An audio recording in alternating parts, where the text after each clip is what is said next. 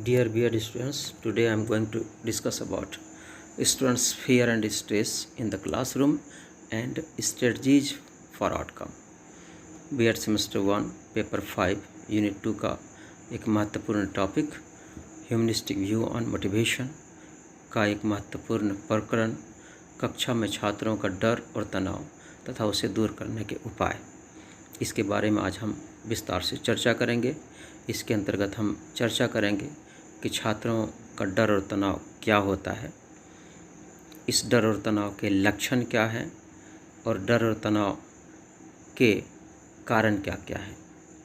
साथ ही हम चर्चा करेंगे कि छात्रों के डर और तनाव को दूर करने या उसे कम करने के क्या क्या उपाय हैं। तो सबसे पहले आज हम इस बात की चर्चा करें कि छात्रों में डर और तनाव क्या होता है। तो छात्रों में डर और तनाव, कोई भी व्यक्ति या छात्र हमेशा मुश्किलों का सामना करता रहता है। उनके पास अनेक समस्याएं होती है। कई बार ऐसे हालात आते हैं जिन्हें हम चाहकर भी संभाल नहीं पाते हैं, तो कई बार उनसे निपटते हुए हमें भारी तनाव का सामना करना पड़ता है। एक निश्चित स्तर तक ही तनाव सामान्य होता है, जबकि ज़्यादा तनाव या अधिक तनाव बच्चों में, छात्रों में कमजोरी या बीमारी उत्पन्न करता है। कहा जाता है कि अधिगम के प्रति धनात्मक तनाव छात्रों के अधिगम तथा विकास में मदद करता है, क्योंकि इसके द्वारा ही छात्र अपने प्रतियोगी छात्र से प्रतियोगिता कर पाता है। इस धनात्मक तनाव के साथ ही छात्र अपने परीक्षा में सफल हो पाता है या अपने लक्ष्य पर पहुंच पाता है, जबकि बार बार ऋणात्मक तनाव उसके सोच को संगठित नहीं होने देता और डर एवं तनाव उत्पन्न करता है, जो उनके शारीरिक तथा सामूहिक ह्रास का कारण बनता है। बच्चों या किशोर एक युवा की तरह अपने तनाव को पहचान नहीं पाता है तथा उसे सपनों में अपने शब्दों में व्यक्त नहीं कर पाता है। इसलिए माता पिता और शिक्षकों की जिम्मेदारी बढ़ जाती है। माता पिता और शिक्षक को हमेशा उसके व्यवहार को देखते रहना पड़ता है, ताकि उसका तनाव या डर उनके लिए समस्या नहीं बन जाए। छात्रों या व्यक्ति का उम्र उसके तनाव के प्रभाव में महत्वपूर्ण भूमिका निभाता है तथा साथ ही छात्रों के कक्षा के वातावरण उसके डर तथा तनाव को घटाता बढ़ाता है। इसलिए माता पिता या शिक्षकों का एक महत्वपूर्ण भूमिका होता है कि बच्चों के डर और तनाव को पहचानें। उसके लक्षण इस प्रकार से हैं। नंबर 1, पेट खराब होना, अपसेट स्टोमैक। नंबर 2, सिर में दर्द, हेडेक। नंबर 3, भूख में कमी, चेंज इन एपेटाइट। नंबर 4, बिस्तर गीला करना, बेड वेटिंग। नंबर 5, बुरा सपना, नाइटमेयर्स। नंबर 6, दुखी या चिंतित होना, वरिंग और एंजाइटी। नंबर 7, नाखून जमाना, नेल बीटिंग। नंबर 8, बेचैनी, फीड गेटिंग। नंबर 9, शारीरिक आक्रामकता, फिजिकल एग्रीगेशन। नंबर 10, स्कूल नहीं जाना, refusing to go to school. Number 11, हमेशा चिल्लाना, क्राइंग ऑफ्टन। नंबर 12, सोने की समस्या, डिफ़िकल्टी स्लीपिंग। ये सारे लक्षण बच्चों में उसके डर और तनाव को दिखाता है और इसी लक्षणों को देखकर उसके माता पिता या शिक्षक को उसके डर और तनाव को दूर करने का प्रयास शुरू कर देना चाहिए। आइए हम जानते हैं कि किस प्रकार से इसके डर और तनाव के कारण क्या क्या है। नंबर 1, परीक्षा के आयोजन का तनाव तथा असफलता का डर। जैसा कि हम जानते हैं कि प्रत्येक कक्षा में महत्वपूर्ण समय में महत्वपूर्ण परीक्षाएं आयोजित की जाती है और इन परीक्षाओं के लिए बच्चों को हमेशा तैयार रहना पड़ता है। इसलिए हमेशा उसे अपने साथी या अपने दोस्तों से प्रतियोगिता करना पड़ता है और साथ ही साथ उसे असफलता का डर सताए रहता है, क्योंकि उसे हमेशा लगता रहता है कि कहीं वो अपने अन्य साथियों से पिछड़ ना जाए या फिर परीक्षा में वो असफल नहीं हो जाए। नंबर 2 कारण है कक्षा के अंदर सभी छात्रों के बीच मौखिक पूछताछ का आयोजन तथा अपने का दूसरे छात्रों से तुलना करने का डर। कक्षा में शिक्षक हमेशा छात्रों से कुछ न कुछ मौखिक सवाल पूछते रहता है। अगर उसकी तैयारी अच्छी है तो वो हमेशा जवाब देने के लिए तैयार रहता है, जबकि अगर वो कमज़ोर या किसी ऋणात्मक सोच में पड़ा रहता है तो उसे हमेशा इस मौखिक पूछताछ से डर लगा रहता है और साथ ही साथ उन्हें अपने साथी या अपने दूसरे छात्रों से तुलना करने का डर हमेशा बना रहता है, क्योंकि शिक्षक उसे दूसरे छात्रों का उदाहरण देकर उसे ऋणात्मक अभिप्रेरणा प्रदान नहीं करे। तीसरा कारण शारीरिक शिक्षा हेतु समूह बंटवारे में चयन का तनाव।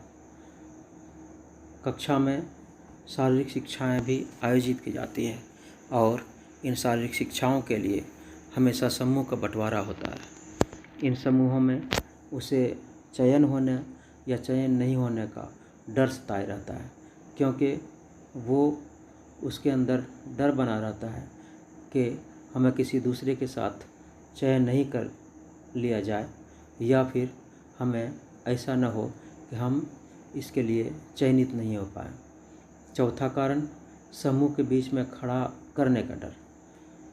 कभी कभी कक्षा में छात्रों को समूह के बीच खड़ा करके सवाल किया जाता है या फिर सवाल का जवाब नहीं देने पर उसे समूह के बीच में ही खड़ा कर दिया जाता है। ये डर भी छात्रों को हमेशा सताते रहता है और उसके अंदर एक डर या उसके अंदर एक तनाव पैदा करता है।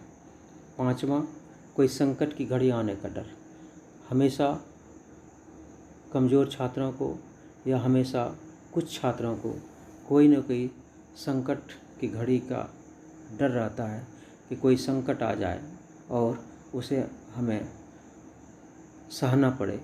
इसलिए ये भी एक महत्वपूर्ण डर छात्रों में घर कर जाता है। नंबर 6, कक्षा में अकेलापन महसूस करना या बहुत अधिक शर्मीलापन। छात्र हमेशा कक्षा में कभी कभी अकेलापन महसूस करता है या वो एक तरह से डर के साए में रहता है। वो कक्षा में अकेला महसूस करने लगता है और सवाल का जवाब देने में शर्म महसूस करता है और ये जवाब नहीं देते देते उसके अंदर एक डर या तनाव उत्पन्न हो जाता है। 7वां कारण सांस्कृतिक प्रभाव के कारण चेहरे पर अस्थायी डर का भाव। कभी कभी सांस्कृतिक प्रभाव के कारण भी बच्चों के चेहरे पर एक अस्थायी डर का भाव बना रहता है, जो उसके अंदर एक कमजोरी की पहचान बना देता है। आइए अब हम जानते हैं छात्रों के डर एवं तनाव को कम करने के उपाय क्या क्या हैं।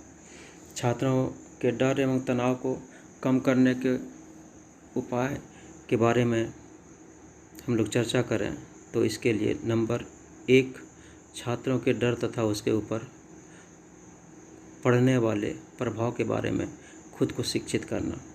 एक शिक्षक का बहुत बड़ा कार्य होता है कि वो छात्रों के डर और उसके ऊपर पड़ने वाले प्रभाव के बारे में खुद को शिक्षित करे।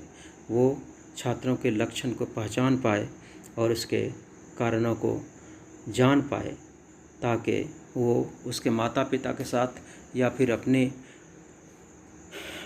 कार्य के द्वारा या क्रियाकलाप के द्वारा वो छात्रों के डर को भगा पाए या छात्रों के डर और तनाव को कम कर पाए। दूसरा उपाय, छात्रों के कुछ वैसे डर को पहचानना जिसका संबंध कक्षा के बाहर से हो। छात्रों में कभी कभी कक्षा के बाहर से भी डर होता है, क्योंकि वो रास्ते में आता जाता रहता है। रास्ते में विभिन्न प्रकार के छात्रों से, विभिन्न प्रकार के व्यक्तियों से उसे संवाद होता है, और उस संवाद के द्वारा भी कभी कभी छात्र डर जाता है, कभी कभी छात्रों में तनाव उत्पन्न हो जाता है। तो एक शिक्षक का काम ये भी होता है कि छात्र के कक्षा के बाहर के डर के बारे में भी खोज खबर करे और छात्रों को इस तरह के डर से बाहर निकालने का प्रयास करे, ताकि वो अपने तनाव को कम कर पाए। तीसरा कारण या तीसरा उपाय, कोई घटना होने के बाद उसके चिंता से बाहर निकलने में छात्रों को मदद करना। कभी कभी ऐसी घटनाएं होती है जो बच्चों के अंदर डिप्रेशन पैदा करता है, जो बच्चों के अंदर तनाव पैदा करता है।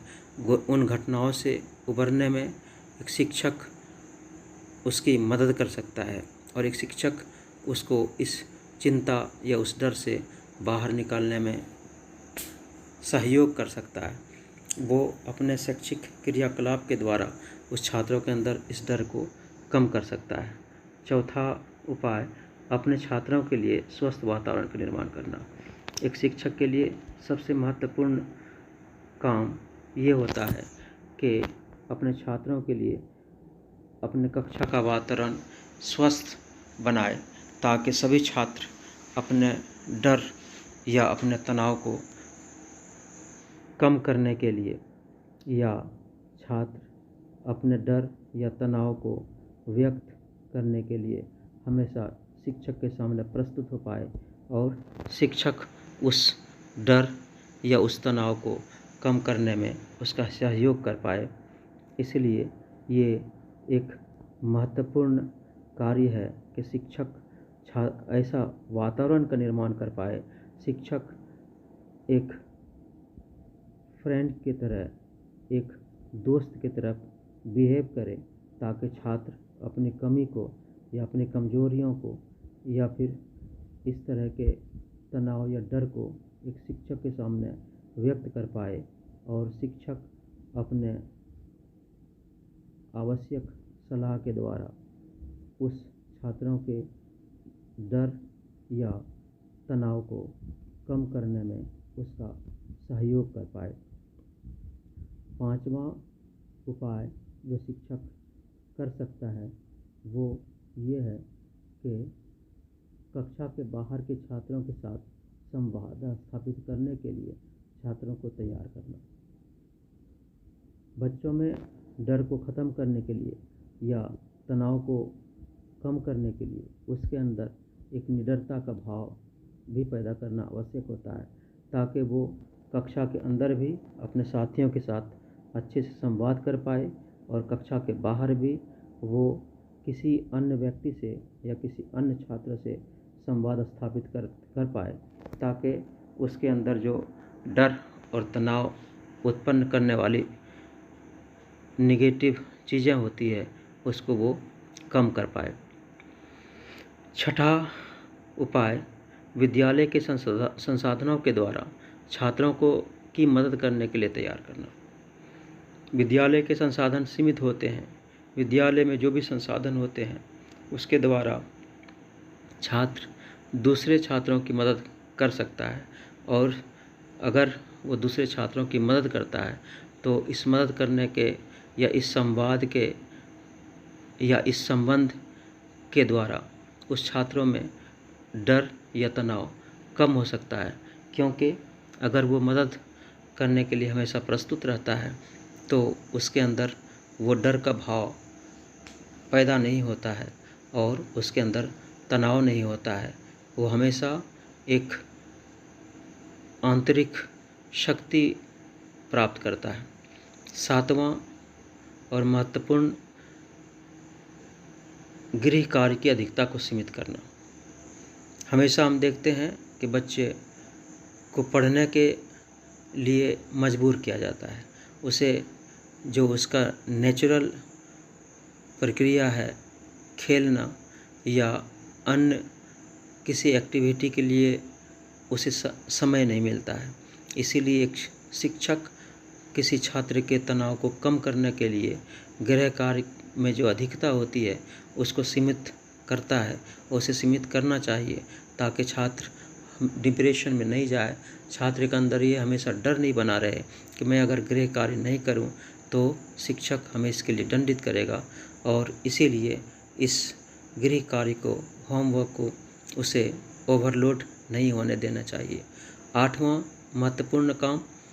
महत्वपूर्ण उपाय क्रियाकलाप के लिए समय निर्धारित करना।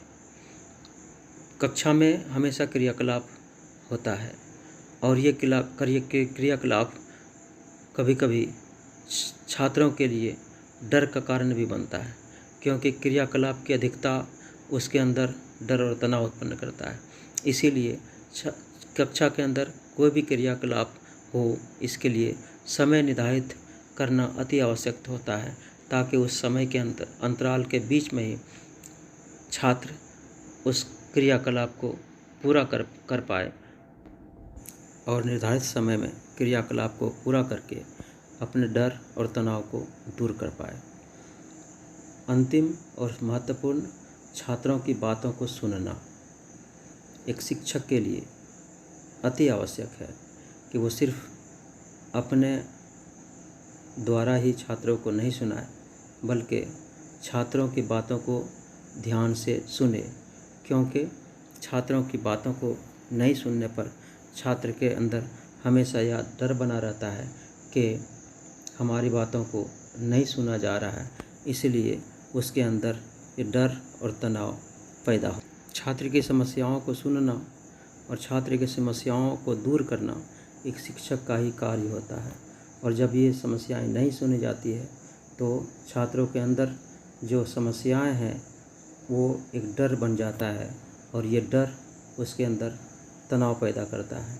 तो इस तरह से ये सारे छात्रों के डर और तनाव को दूर करने के उपाय हैं, और इस समस्या को या इस डर और तनाव को कम करके और दूर करके छात्रों की समस्याओं का निदान किया जा सकता है, और छात्र को उसकी जितनी एबिलिटी है, उसके जो लक्ष्य है उस पर पहुंचाने का प्रयास किया जा सकता है। तो इस प्रकार से हम छात्र की डर और तनाव दूर कर उसके समस्याओं का निदान कर सकते हैं। बहुत बहुत धन्यवाद। अगला वीडियो फिर हम लेकर के आएंगे और अगले टॉपिक या अगले महत्वपूर्ण प्रकरण पर फिर से हम चर्चा करेंगे। धन्यवाद।